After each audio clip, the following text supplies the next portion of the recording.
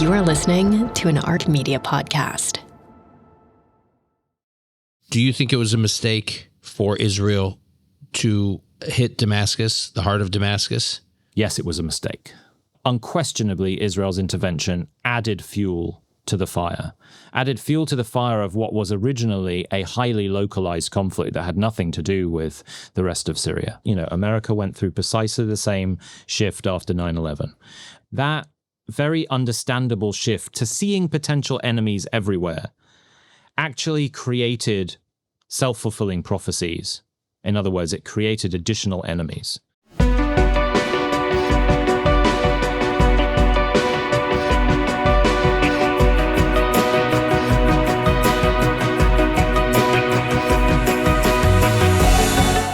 It's 12:30 p.m. on Wednesday, July 23rd here in New York City. It is 7:30 p.m. on Wednesday, July 23rd in Israel, as Israelis are winding down their day, or at least some Israelis. I've heard complaints from some of our Israeli listeners that when I say that they're winding down their day in the evening, it sells Israelis short, that they wind their day down much later, but you'll indulge me. Earlier this week, the IDF began operations in the central Gazan city of Deir el-Balach, an area where Israel has not, at least until now, operated since the war began. This could be interpreted as a pressure tactic to push Hamas in ceasefire talks, which are still ongoing, or as a real move to rescue hostages reportedly held there. 2 IDF soldiers were recently killed in southern Gaza, Amit Cohen, 19 years old, from Holon, and Vladimir Loza, 36 years old, from Ashkelon, bringing the total number of fallen IDF soldiers since October 7th to 895. On Monday, IDF Chief of Staff Eyal Zamir ordered a 30% reduction in the number of reservists deployed to active combat zones in the coming months, as fatigue continues to affect reservist turnout. This all comes as Israeli negotiators remain in Doha, where they await Hamas's latest response to the most recent ceasefire proposals. A source indicated that U.S. envoy Steve Witkoff hopes to travel to Doha by the end of the week to finalize a hostage ceasefire deal, but again, Witkoff's travel plans are not final as of now. On today's episode, we will be talking about what is happening across another one of Israel's borders. That is, of course, Syria.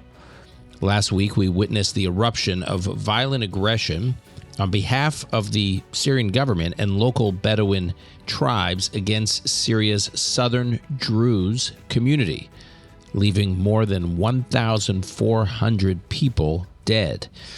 In some ways, it has been the Druze community's October 7th and prompted over 1,000 Israeli Druze citizens to cross the Israel-Syria border in support of their brothers and sisters. In response to the Syrian government's targeting of the Druze, Israel launched a series of strikes against military facilities in Damascus, including the Syrian Defense Ministry, prompting widespread global criticism. As of Saturday, all sides have agreed to a ceasefire. However, we are still seeing reports and videos on social media of Druze being attacked in southern Syria, and some of those videos are extremely graphic.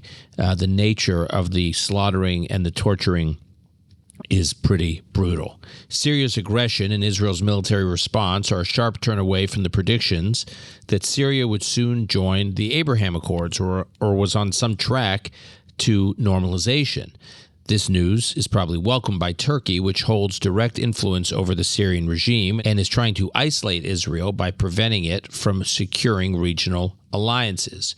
Joining us to discuss what has unfolded and continues to unfold in Syria, as well as the role Turkey plays in all of this, are Charles Lister of the Middle East Institute and Hay Eitan Cohen Yanarocak, who returns to the podcast. Charles is a senior fellow and director of the Syria Initiative at the Middle East Institute in Washington, D.C. He also consults the United Nations on matters relating to Syria. and he serves as an expert witness and advisor on counterterrorism for U.S., European, and Australian law enforcement bodies. Hay is a Turkish-Israeli scholar whose research focuses on modern-day Turkey, including Israel-Turkish relations and the Turkish Jewish community. He's a researcher at the Moshe Dayan Center for Middle Eastern and African Studies at Tel Aviv University and has been on the podcast before. So, Charles, thanks for joining us. Hay, welcome back to Call Me Back. Thank you for having me. Thanks for having me. Charles, I want to start with you. Could you describe, just to set up this discussion, could you just describe the events that unfolded in Syria over the past 10 days? Yeah, sure. And thanks again for having me on the podcast. It's not an easy thing to describe in brief because it's been extremely complicated. Let me begin with the first trigger, which came on the night of July 11th, when a Druze man driving his vegetable truck from Damascus to Sweda in southern Syria was stopped on the side of the road by a handful of Bedouin gunmen. He was taken out of his vehicle, beaten, and his truck and all the vegetables were stolen. Sounds from the outset like a relatively minor incident when you compare, everything else going on in Syria. The following morning, Druze militiamen in Sweda kidnapped Bedouin gunmen then in a retaliation kidnapped Druze men, and we had a day of tit-for-tat kidnappings. Really, an extremely localized conflict that played out for about 36 hours. As it was playing out, the Syrian transitional government, which has no presence in Sweda, it hasn't had any presence since Assad fell, per a number of agreements with all of the religious and civil leadership there. The government basically took a step back and, I guess, allowed things to play out. I think it was a pressure play to try to send a message that if either side, the Bedouins or the Druze, want stability, then you need the government to come and impose the stability. The Bedouin and Druze conflict in Sweda dates back decades, mostly due to land disputes, access to smuggling routes. Most of Syria's drug trade goes through Sweda, is controlled in majority by Druze militia, but through the land that has historically been owned by the Bedouins.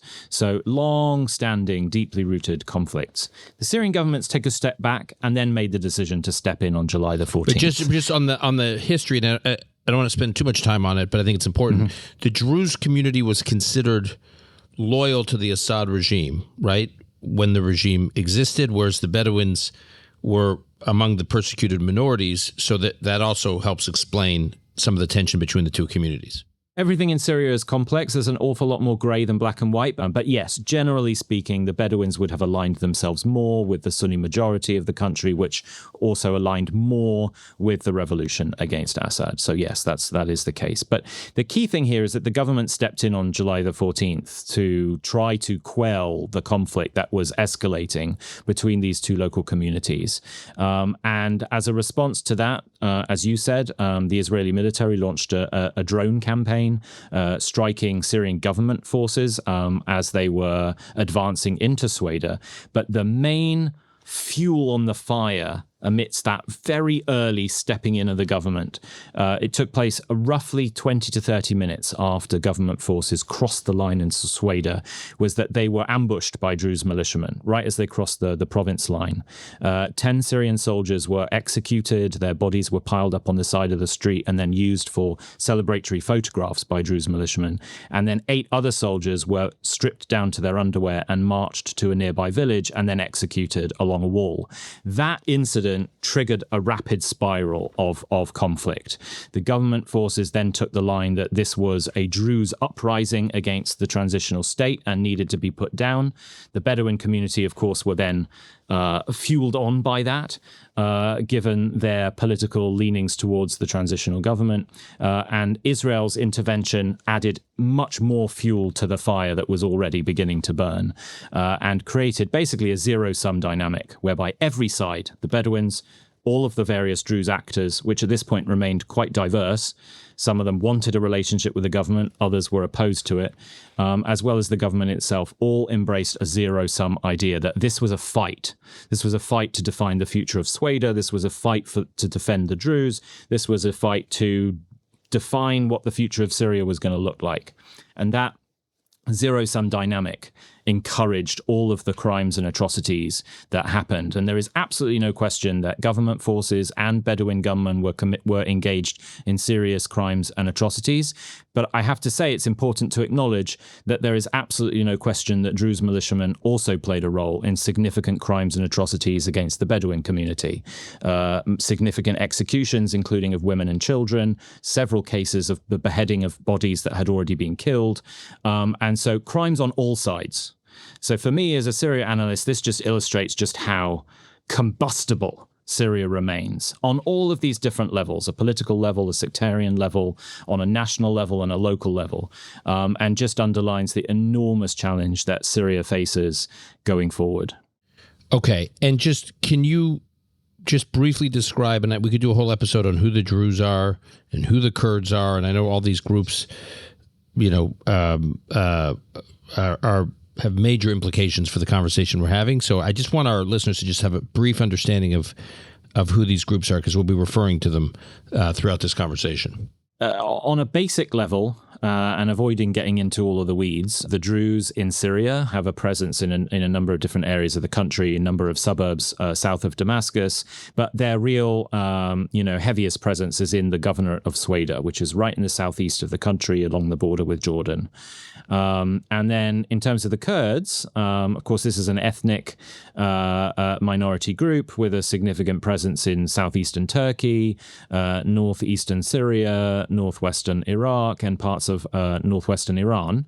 The Kurds of Syria historically have always been detached from the state, given no rights as citizens of the country, forbidden from speaking Kurdish or being educated in Kurdish. So it's a minority community in the country that has basically lived under significant oppression for a long time. So, and the Kurds, too, like the Druze in Sweda, control their own territory and seek to have some form of a different kind of relationship with the transitional government that we've seen take place and develop in Damascus over the last 7 months.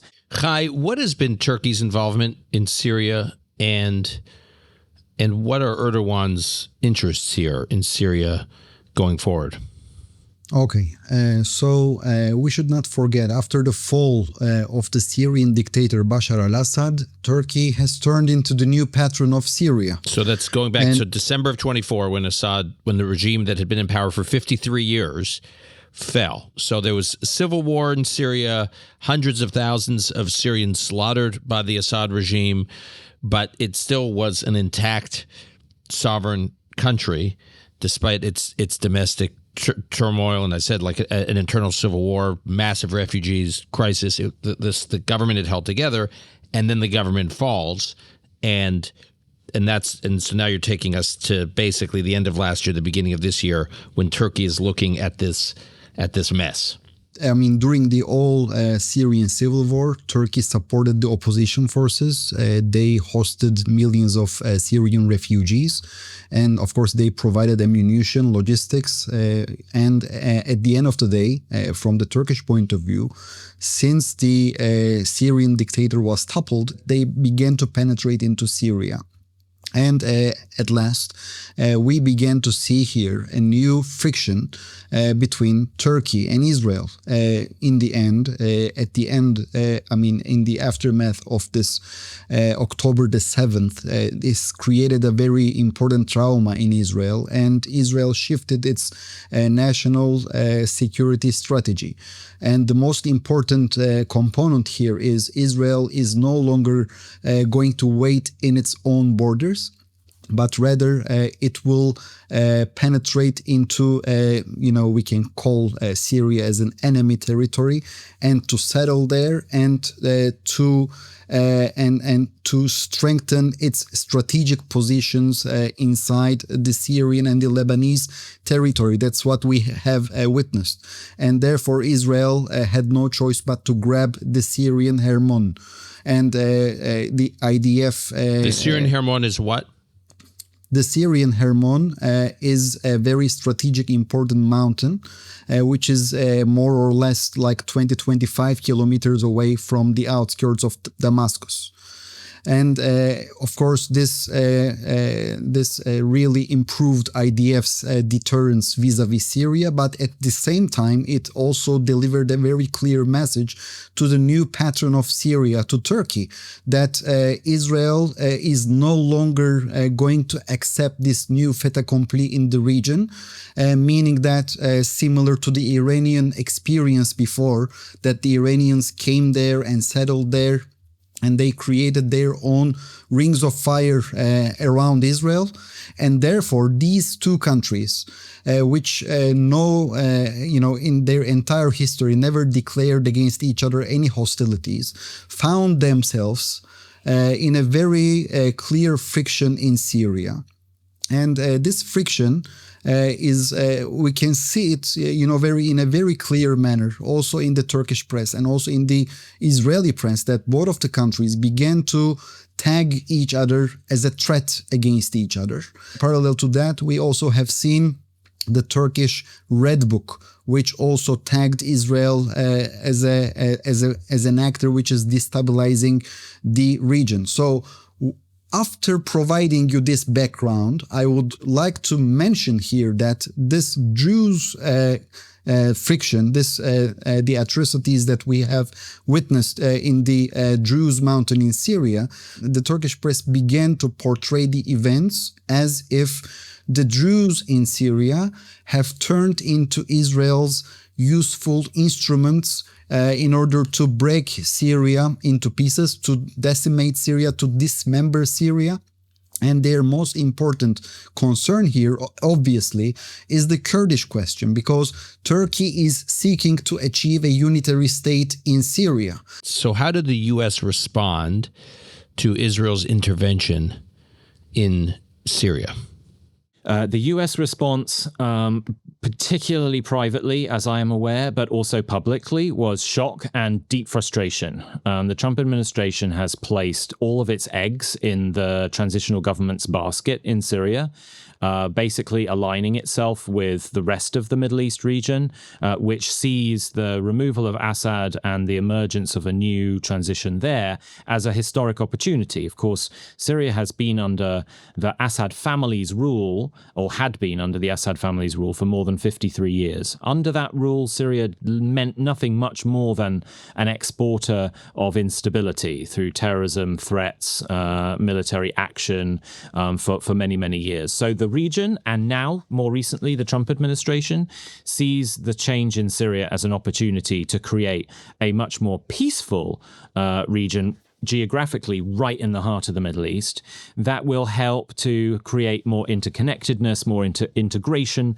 of the region on an economic level, and have positive spillover effects onto Syria's neighbors in Lebanon, which of course is in economically a dire state, in Jordan to its south equally in a particularly bad economic position.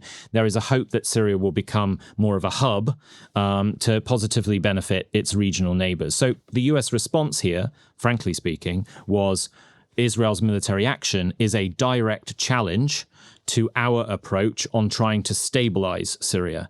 And how do they respond? I know there are at least two that we know of, two rationales behind Israel's response. One was obviously that the Druze community in Israel, the Druze Israeli citizens, felt very threatened, if you will, albeit indirectly, but threatened because they're, as I said in the introduction, their brothers and sisters across the border were being attacked. And also from a strategic standpoint, if Israel has learned anything since October 7th, it cannot have jihadi forces right up on its border. And to the extent that Israel understood that the new regime in Syria was sending forces, or at least authorizing the Bedouins to sort of act on the regime's behalf indirectly, right on Israel's border, is a red line that Israel will not accept. And so it had to send a message that to the regime that you have an interest in pulling back your forces, or we'll take this kind of action. Mm-hmm. Yeah, I mean, I say there's a number of different things that sort of that we should cover here in terms of sort of context and what happened. On July the 12th, so just as that tit-for-tat kidnapping dynamic that I described earlier was just beginning, on July the 12th, there were direct talks between Israel and Syria in Azerbaijan. I should say, because Turkey's part of this conversation, the only reason why that meeting happened was because of Turkish mediation. So Turkey actually didn't play a role in any of the attacks in Sweden. They did not provide support for those attacks. The media, yes, media in Turkey is a very loud thing, but it doesn't always translate into actual government actions. The media made a lot of noise. But Turkey's actual early position was to offer to the US to act as a mediator, because for the last 2 to 3 months, Turkey and Israel, behind the scenes, have engaged in a lot of de-escalatory dialogue and mediation over Syria. And anyway, this meeting happened in Baku in Azerbaijan. And my understanding is, because there were American mediators in that meeting as well, so my sources both on the US side but also the Syrian side, was that part of the conversation that happened in Azerbaijan tackled, they were all looking at security understanding, security agreements between Syria and Israel. And part of that dialogue covered the issue that Syria wants to be acknowledged regionally, and particularly from Israel, which is that as the sovereign government of Syria, it has the right to intervene when localized conflict breaks out somewhere in its country. And the understanding, and I should emphasize here, including from the US side, was that the Israeli response to that was, yes, as a sovereign government, you have the right to intervene when some form of conflict breaks out inside your territory. And so when Damascus made the decision 3 days into the local conflict in Sweden to send troops in, their position is, well, we got a green light from Israel to do this on July the 12th, 48 hours later. And of course, whether or not they got a green light, clearly that's not how things played out, because Israeli drones flew into the sky within minutes. Hay, what do you know about the behind the scenes which resulted in the ceasefire? Well, before that, I would like to make another important point. The fact that only a week and a half ago, we were all talking about the Abraham Accords, that Syria could become a part of the Abraham Accords. We could witness the new signing of a new agreement, a peace agreement, or a non-aggression treaty between al-Julani and Benjamin Netanyahu. Obviously, such an agreement would not be welcomed in Ankara. And obviously, if such an agreement was signed, then we could see an increase of the Abraham Accords access countries in Syria at the expense of Turkey, meaning that Saudis and Emiratis could also penetrate there. And obviously, Ankara's influence would be diminished. And today what we are seeing, the exact opposite. Following the Israeli airstrike in Damascus, today we are witnessing that the Turkish Ministry of Defense declared that they are going to provide ammunition and any other weapons and, of course, training for the Syrian army, and today the first shipment was already sent. This current violence played to the hands of Erdogan. He strengthened his position in Damascus. We also see that this current incident in the Druze mountain toppled all of these Abraham Accords efforts. And obviously, Erdogan now can deepen Israel's isolation in the region. As we can see, he is on daily basis making delegitimization against the Jewish state. Obviously, he wouldn't like to see Israel to be recognized by the new Syrian government. I assume that he is very much satisfied. Could I just insert something here? I don't know if you want us to debate, but I think a lot of what Dr. Hay has just said is true. But we mustn't overplay Turkey's influence here. And also, it's really important not to misunderstand Turkey's role.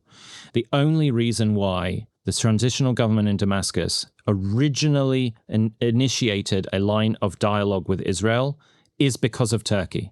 So this idea that Turkey is completely opposed to the new Syrian government and Israel having a security accord is just factually not right. Turkey wants and specifically mediated talks to push forward a security accord between Israel and Syria. And the origins of those talks was a direct Turkish-Israeli dialogue to establish a security accord between Ankara and Jerusalem, which now exists. There is now a hotline, a deconfliction mechanism. All of that is as a result of Turkish-Israeli talks that then led the path to Syrian-Israeli mediation. We then had, subsequently, Trump's engagement with the new Syrian government, which gave it additional impetus. The other thing here is that there is not going to be an Abraham Accords agreement between Syria and Israel anytime soon, and it's got nothing to do with what happened in Sweden. The core framework for an Abraham Accords agreement between Syria and Israel will demand way too much from both sides that neither is willing to give at this point. The Syrian government's official negotiating position is that they want all of the Golan Heights back, which of course is never going to happen. But I know for a fact that their compromise position is a return to the 1974 disengagement line, which from a US perspective should be possible. That's the Trump administration's position, is that's the compromise that we should be able to reach. That is something that Turkey has actively been involved in facilitating from the very beginning. So again, everything in Syria is much more grey than black and white. Turkish media makes a lot of noise about Israel. There's absolutely no question about that. And frankly speaking, Israeli media makes lots of noise about Turkey too. So both are six of one, half a dozen of the other. But the reality on the ground behind the scenes is much, much more nuanced. And it is pointing aspirationally towards de-escalation, which should be something that we're all supportive of. Okay, so I want to talk about Syria's new president, Ahmed al-sharaa, who's formerly known as al-Julani. Charles, what do we know about his motivations here? His real motivations are he wants to retain power, and he has been on a long path of evolution. I mean, frankly speaking, since he was about 8 years old. But he grew up in the most elite district of Damascus. He went to one of the most expensive schools in Damascus. And he basically, cutting an extremely long story short, is someone who, along with thousands of other young Syrian men, traveled to Iraq to fight the American invasion and occupation of Iraq. But having spent most of his time in prison, he built himself up in the ranks of al-Qaeda in Iraq, which of course much later on became ISIS after his time. But over the last 8 years, having consolidated his control of a small corner of northwestern Syria, about 3.5% of Syrian territory, he has been gradually changing. He is a deeply personally conservative person from a religious perspective, but the change that we have seen is that conservative religious belief is no longer a defining feature of his political ideology. This kind of development of a somewhat more pragmatic political posture isn't new. And again, just to place it from the Western perspective, his movement, and this has never really been made public, his movement has been working with US, French, and British intelligence for years to counter ISIS in northwestern Syria. His movement was responsible for facilitating US drone strikes in northwestern Syria since at least 2020. And so when he walked into Damascus, this was a figure with plenty of troubling history that Western intelligence agencies were very familiar with, which also explains why the US, the UK, France, and many others were so quick to trepidatiously, cautiously embrace him. Otherwise, if there had been no prior relationship, we wouldn't have seen anywhere near such a fast rush into Damascus. It took the US about 10 days to go in, took the UK about a week. And that was because there was this prior relationship. So It's hard to give a complete picture. He is someone with a very troubling history, no doubt about that. But when you speak to senior US officials, including in the CIA, their line right now is, despite that troubling history, there is no person in Syria who could have held this transition together over the last 7 months except for him. He just seems to have this kind of a convincing effect. Some of the country leaders in the Middle East, and I won't, for obvious reasons, name names, who have historically been the most hostile to anyone with a political Islamist background, have come out and including said to me in meetings, including one of the most senior of those figures, who said when he first met Ahmed al-Sharaa, he came out and the word he used was awed. This is the view of Middle East leaders. This is the view of European leaders. Macron in France is apparently in awe of him. I've heard this from multiple people. So again, it's not a defense of him now or of his history, but it is to convey the reality. No. It's just this. It's this aura and this reputation he has. Right. Exactly. If you allow me, I would like to add. Charles, you just mentioned that let us not exaggerate Turkey's role, but I would also like to remind Turkey's very important role in the aftermath of the fall of Assad. The Turkish director of intelligence, Ibrahim Kalın, and later the Turkish foreign minister Hakan Fidan, they were the ones who paid the first visits to Damascus, and they provided him the first legitimacy. The first embassy that was inaugurated in Damascus was the Turkish embassy. And I believe that the jacket and the tie that Mr. Giuliani is wearing, I think that's also made in Turkey, let me tell you. Okay, this is the Turkish strategy. They baptized him in this pool of legitimacy, and now al-Giuliani is gone. And instead, now we have a brand new person called Ahmed al-Sharaa, and later he was also invited to Ankara. I mean, this is Ankara's most important foreign policy project under Erdogan. Turkey is adopting a neo-Ottomanist foreign policy, and Erdogan is crowned at home as the so-called Sultan who brought back Syria to Turkey. And in this regard, maybe you would not like to hear what I'm going to say, but al-Giuliani, Ahmed al-Sharaa, is a kind of Turkey's governor in Syria. Government of Ahmed al-Sharaa is very, very much dependent to Turkey, I think, more than you think. I think we could go around in circles on this. It's not just dependent on Turkey would like everybody to think that it's the kingmaker in Damascus.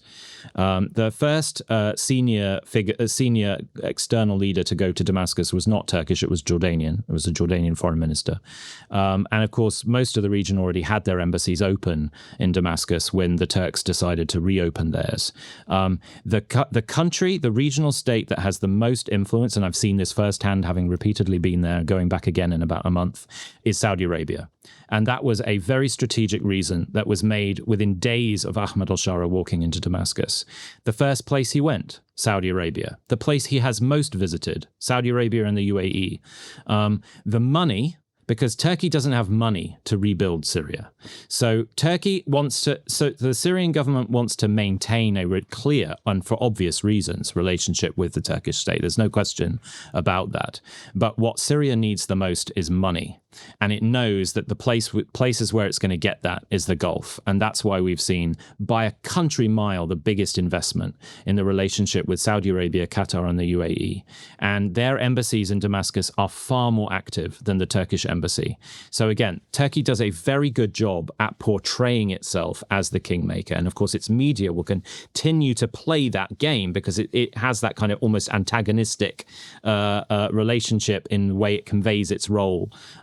But the facts on the ground in Damascus are that the Gulf states have, right now, Saudi Arabia has 120 of its wealthiest individuals in Damascus.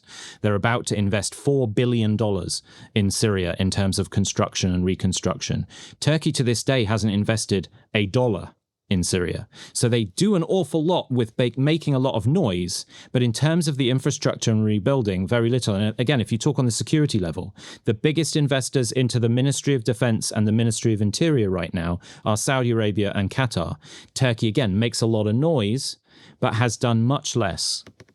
Who is going to rebuild Syria if not the Turkish subcontractors? But they don't make the money from it. Like Charles is basically saying that yes, you're right, Hay, that the labor force will largely come from Turkey, but the capital is going to come from the Gulf, from the Sunni Gulf, which gives the Gulf a great deal more leverage. Especially Qatar, and please do not forget that Turkey and Qatar are together. This Muslim Brotherhood alliance should be treated as a one piece.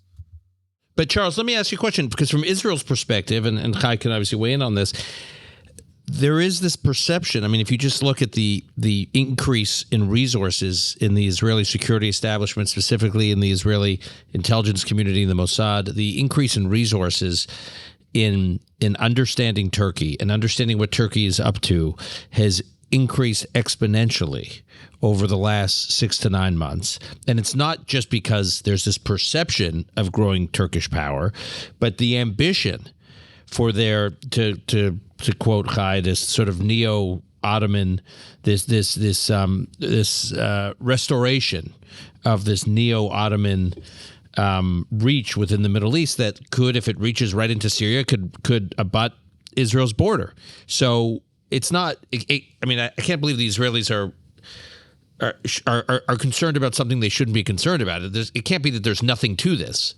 No, absolutely. The ambition is there. But again, my line is we can't just rely on the words. The ambition is unquestionably there. I mean, within weeks of taking Damascus, of the Syrians taking Damascus, the Turkish Ministry of Defense tabled what they called a military strategic accord with the new, very, very new Syrian transitional government. At the time, it was called a caretaker government.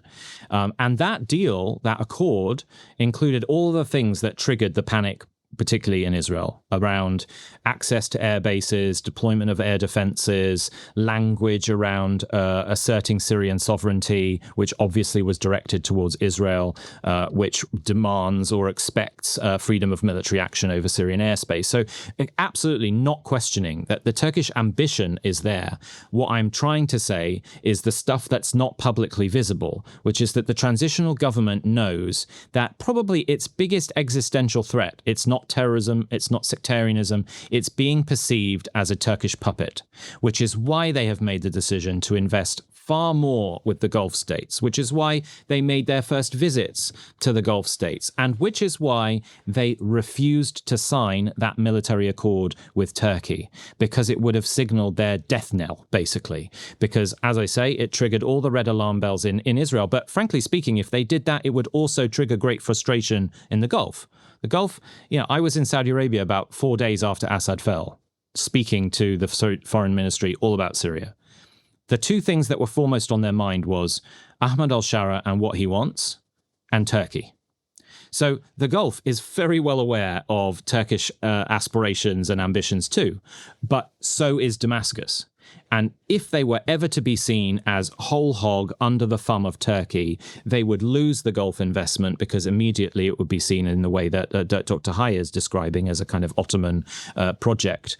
So again, the important thing is not just to rely on what's publicly visible and being publicly said, but also to look under the surface at much greater grey than black and white. Today, the first shipment of the armored Turkish-made armed vehicles were sent to Damascus. You can find it online. The pictures are everywhere, and this is the first shipment. So the Turkish presence is there, whether we would like to see it or not. And I believe that their penetration in Syria will go deeper and will be much more significant day by day. And I believe that in the very near future, we will also going to see their Turkish military bases, not only in northern portions of Syria, but also they will seek to inaugurate these bases in the center of Syria, where Israel bombed in April.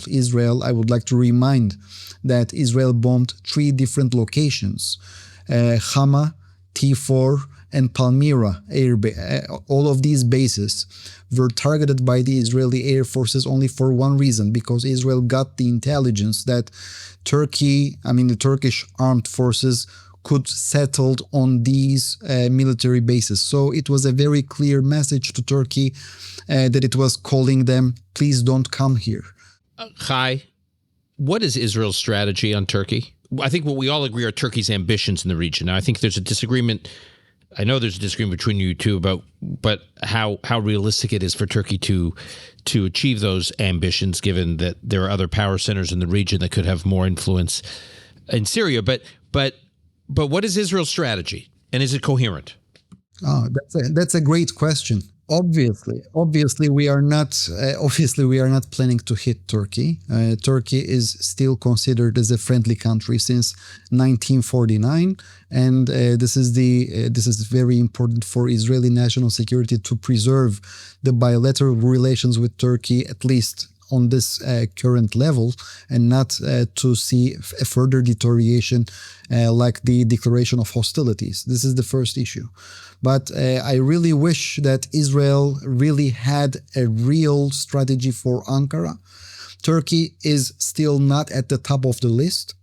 But let me tell you, Ankara is doing its best in order to be on the top of the list. Today, we are witnessing a delegitimization campaign against the state of Israel almost on every platform. Turkey imposed economic sanctions against the state of Israel. Turkey is a part of the South African lawsuit against Israel in The Hague. The Turkish government is also seeking to legitimize its very strong relationship with the Hamas. Again, I'm emphasizing we are not looking for a war. Israel should do everything possible to preserve its relationship with Turkey. But after October the 7th, we have to open our eyes, and we should not say, no, it will not happen. If I would tell you only 2 or 3 years ago that Houthis will going to launch once a week or twice a day missiles against the Israeli civilians from Yemen to Israel, would you believe me? Like two years ago? No, you would have laughed at me. It doesn't mean that trying to mend the fences is a sign of weakness. Israel is not a weak country. We demonstrated our strength, in my opinion, very well during the last war against Iran. We have the intelligence superiority. We have air superiority. And I think all of the nations in the Middle East, whether they like it or not, they really understood and internalized it. Before we wrap, Charles, I guess the big question is sort of where we began. Do you think it was a mistake for Israel to hit Damascus, the heart of Damascus? Or will this just turn out to be a footnote in the history of the chaos, of the post-Assad regime chaos, as Syria sorts out its internal affairs and as the regional powers sort out how they're going to deal with Syria? Israel's bombing of the defense ministry in Damascus will be just a non-event. Yeah, I think, let me first say that I'm obviously not Israeli, and neither am I Jewish, and neither have I suffered any of the consequences of October the 7th. So I come at my answer from that perspective, from more of an outsider's perspective. And I would say to your question that, yes, it was a mistake. I would also go as far as to say intervening full stop was a mistake. Unquestionably, Israel's intervention added fuel to the fire of what was originally a highly localized conflict that had nothing to do with the rest of Syria. And that we had seen bouts exactly like that, tit-for-tat kidnappings, a few shootings here and there, that had then subsequently been fixed, solved, negotiated out, and stabilized. But Charles, let me just end this. But given how Israel's doctrine seems to have changed since October 7th, that Israel's no longer in the business of trying to deter threats and deter enemies. Israel's in the business is when enemies and threats get too close to Israel and too close to Israel's border, Israel removes them, not deters them, removes them. And in a post-October 7th world in which jihadists were on Israel's border, meaning in Ceuta, and seem to have been backed by the regime or at least blessed by the regime, in the post-October 7th world, Israel's gotta take action. Well, listen, I do, and the reason why I started my original answer with what I said about not having not a direct stake in this, as Dr. Hay and others do, and yourself perhaps too, is that I understand why that change of security posture happened. Of course I do. It's the natural response. America went through precisely the same shift after 9/11. But as the US learned over time, that very understandable shift to seeing potential enemies everywhere actually created self-fulfilling prophecies. In other words, it created additional enemies. And as a Syria specialist, and I come to this conversation purely through that lens, and also as a Syria specialist that speaks with all of the Syrians involved in positions of influence, and have done over the last 14 years, when Ahmed al-sharaa walked into Damascus in December, I very much understand that Israel's security assessment would have been, obviously I can't swear on this, but like, oh my God, that's not going to be, bad news, right? So I totally get that. But what I also know is that within days, messages were conveyed through intermediaries to Israel to make it clear that this transitional government in Damascus was not a threat. It had no hostile intent. Over the last 7 months, Israel has conducted 1,119 airstrikes in Syria, 323 ground incursions into Syrian territory, and that doesn't count the additional Syrian Hermon occupation that developed very quickly. In the same time that those hundreds and hundreds and hundreds of military actions took place, the Syrian government has committed 0 hostile actions in response. In fact, the most assertive thing that Damascus has done in those 7 months is file 2 complaints through the UN Security Council. So the ground should be there for the dialogue that already exists, and there are these meetings, as we've talked about, to then make more progress. But they will never make progress if the perception is, we don't trust who you are and we will never trust who you are because of who you used to be. If the CIA can go from having been killing Ahmed al-Sharaa's commanders over many years to where they are right now, which is daily sharing intelligence with them in order to fight ISIS, so too can Israel. It takes a bold and brave step to do so, especially given what's happened over the last 2 years, and I fully understand that. But Israel will be in a much safer place if it takes that bold and brave step to embrace dialogue and some early trust-building measures than if it were to continue its current posture. And again, if Iran is the center of the conversation here, the Syrian government and the forces that make up it, you could not find, in addition to Israel, a more anti-Iranian force. And in fact, since January the 1st this year, they have intercepted 47 Iranian weapons shipments headed to Hezbollah in Syria. When did the Assad regime ever do that? Never. It facilitated those weapons shipments. So in theory, again, we have all the building blocks, in theory, to start building a relationship up from the ground level. And again, acknowledging there's very little trust. But I know for a fact that Damascus wants, because it has to see that relationship develop. I know that the Americans want to see it. I know Turkey is accepting that it has to happen. And I know the Gulf wants it to happen. So all of the building blocks are there, but Israel has to make the decision to accept that it has to trust at this early stage that process. And we're not there yet. And I think what happened over the last 10 days demonstrate that. We're definitely not there. I think it's a tall order. It's a tall order to ask Israel to trust, given what it's been through. But I have a feeling this is not going to be the end of this conversation. So we're going to leave it there. Hay and Charles. Hay joins us from Israel. Hay Charles normally based in D.C. but in the UK right now. Thank you both for this conversation, which gave me actually a lot to think about. Hopefully our audience will feel the same, and we'll look forward to having you both back on. Great. Thank you so much for having me. Thank you very much.